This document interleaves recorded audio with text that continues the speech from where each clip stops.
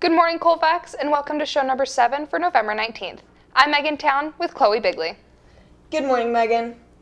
This week we take a look on why we focused on nice, consider preparing for the next power outage, meet some of our winter sports teams, and Mayor O'Rourke takes you around the PPL. Welcome to the show.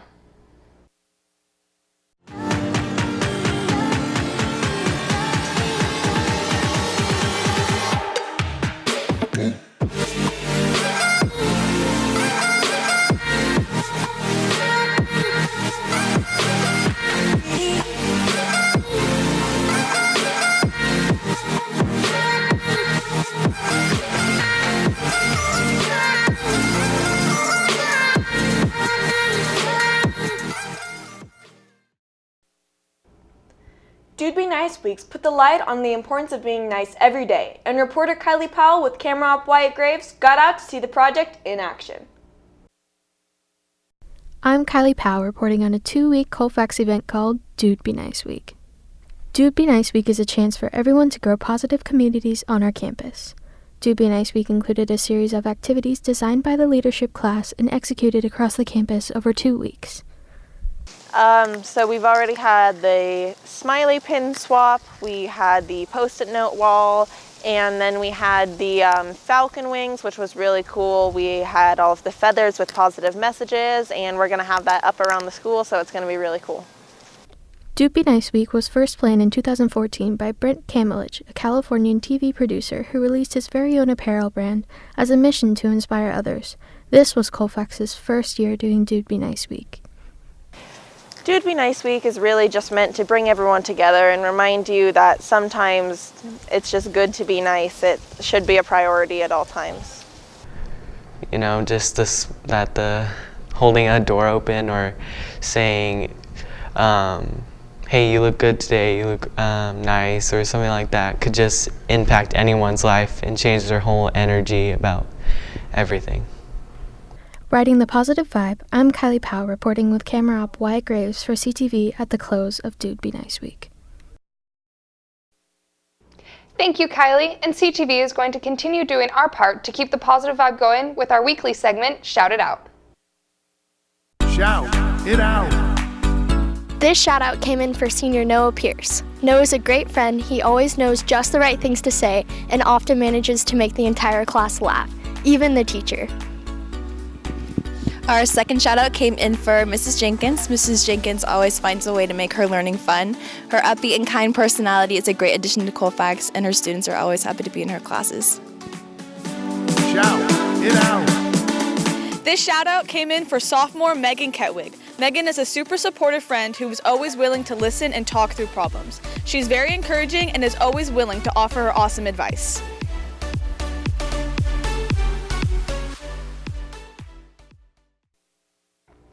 Each of the shout-outs this week will also be receiving a custom Be Nice shirt. Thank you to the leadership team for making each shirt and celebrating the simple action of being nice. The power outages seem like a distant memory, but PG&E, the state, and the school district know that outages are a reality for the foreseeable future. Reporter Lindsay Tallman with camera op and editor Ethan Vicari have this report on the state of the power and how Colfax is readying for when the lights go out again. The power outages that affected most of Placer County during the past month were a part of PG&E's fire preventative measures. Even though Colfax and surrounding areas were impacted, both students and staff alike continued to show up to class and get work done. During the power outages, I continued to work by leaving this office. There was nothing in the office that worked. So actually it was kind of exciting for me because sometimes I'm stuck in the office, but on the days of the power outages, I was out and about all day long. I'm in charge of safety here on campus, so I was coordinating a fire watch, and I was making sure all of our teachers had their radios on so they could communicate with us. The power outages may have caused the classrooms to be dark, but Mrs. Arteaga was sure to keep the spark going in her ceramics class.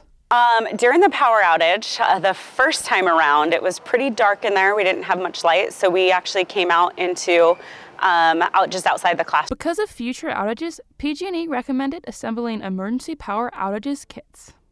And we have lots of emergency preparedness equipment and camping equipment that we used. And so it didn't feel like it was quite a bit of hardship for me. These emergency kits should include non-perishable food, drinking water, flashlights, extra battery, a battery-powered radio, a backup portable charger, a basic first aid kit, blankets and warm clothing, and of course, cash. If you can drive, make sure to get a full tank of gas before the power outages happens. These outages are a part of the 10-year PSPS program, so going forward, Colfax has a plan. We will respond by instituting the half days, which I think worked really well, the late start, because that allowed the sun to come up for people to be more prepared at home, preparing to come to school. It was warmer, it was lighter, the light could come into the classrooms. And using the minimum days is a good option for us. We do, by state law, have to have a certain amount of minutes in classrooms, which is why we continue to hold school as long as we have our safety plan in place, food and transportation, those things, we can continue to have school. Reporting in the dark for CTV, I'm Lindsay Talman with camera op and editor Ethan Vicari, with special help from Xander Rowe and Kai Pettit, signing off. Sam's got a good plan, and time is on his side to make it happen. Our fall sports are also making it happen in the playoffs, and winter sports are cranking it up on the fields, in the gyms, and eventually in the mountains. Sports anchor Mary O'Rourke has it all covered in and around the PVL. Welcome back to CTV Sports. This week we introduce one of our 7 winter teams and how our fall sports are faring in the postseason. Let's go.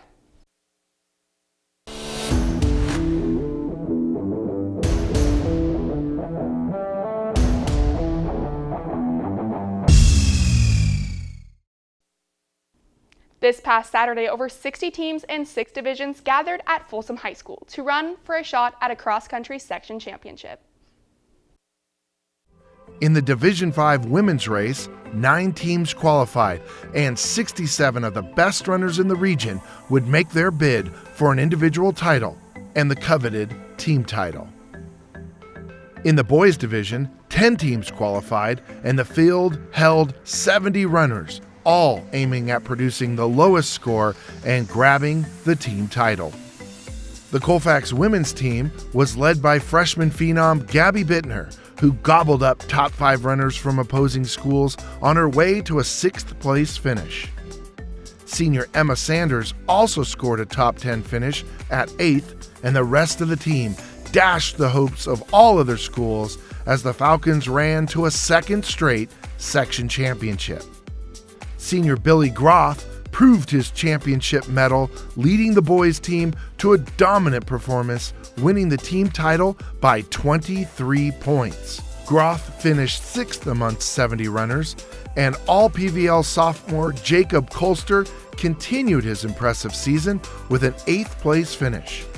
The rest of the team, consisting of 2 freshmen and 3 sophomores, did their jobs like they have all season long to lock down the championship. Both teams have qualified for the state championship and will make their run for the top of California on November 30th in Fresno. Congratulations to both teams and their coaches, Shauna Brown and Jerry Labuddy, who made history by capturing 2 titles in the same season. A successful and exciting football season came to a close on Friday as the number 1 ranked and section favorite, Center Cougars, downed our Falcons in a semifinal playoff game. We will not forget the exciting wins over Foothill, Bear River, and the instant classic game against Union Mine last week that made this season great. Congratulations to our players and our coaches. Our girls volleyball team is making the most of their opportunity in the state volleyball tournament and captured a thrilling win in the 2nd round on Thursday. Camera ops Jimmy Smith and Steve Martinez were there to catch the action. The Lady Falcons took on the St. Vincent de Paul Mustangs at the Pucci Pavilion for a NorCal quarterfinal battle. Colfax ranked number 4 and the Mustangs at number 5. In the first set, the Falcons looked like they were in some trouble and might have to make an early exit as they fell 15-25. Coach Haley Biles refocused her troops, and team captain Grace Bliss asserted herself in the 2nd set and brought the home crowd alive with a 25-16 win. The Falcons maintained their momentum in the 3rd set and took a commanding 2-1 set lead going into the 4th set. St. Vincent has championship DNA, as they were both North Central League champions and North Coast section finalists. The Mustangs went to work in the 4th set facing elimination and were able to push it to the defining 5th and final set.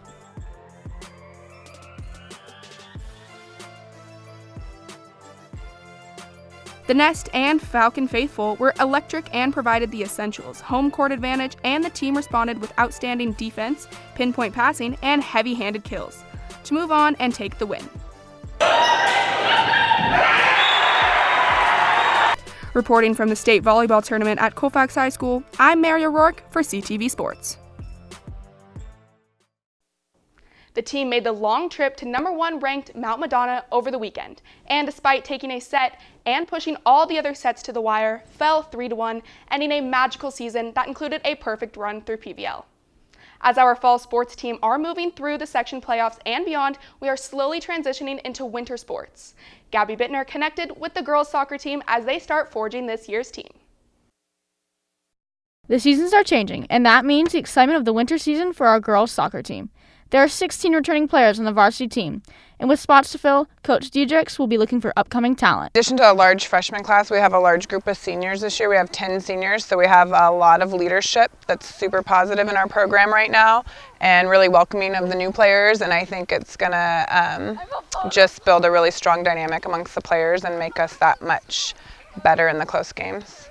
This year, the team will be represented by 10 seniors. One of those seniors will be our 4-year senior, Sydney Bain. I caught up with Sydney to capture her excitement level and some of her goals for the team. I think we're all super excited to work hard and try our best to go as far as we possibly can. I also had a chance to talk to freshman player Shaylin Ackerman, who was recently selected to play for the varsity team, to get her perspective on the upcoming season. I think I'm definitely most excited for a new team dynamic because, I don't know, it's like a different energy and vibe, and there's a different style of play for each team and every player that you play with. Last year, Colfax placed second in the league behind center, and this year they have their eyes set on beating center and becoming league champions. I would say that center is definitely the team to beat, but Marysville and Lyndhurst were looking decently strong by the end of last year. But if we can take down center, I would be extremely happy. I'm Gabriella Bittner with CTV Sports, looking forward to kicking off the girls' soccer season.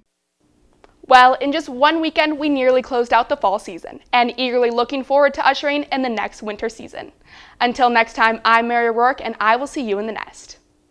Thank you, Mary. I'm so excited for this winter sports season to kick off.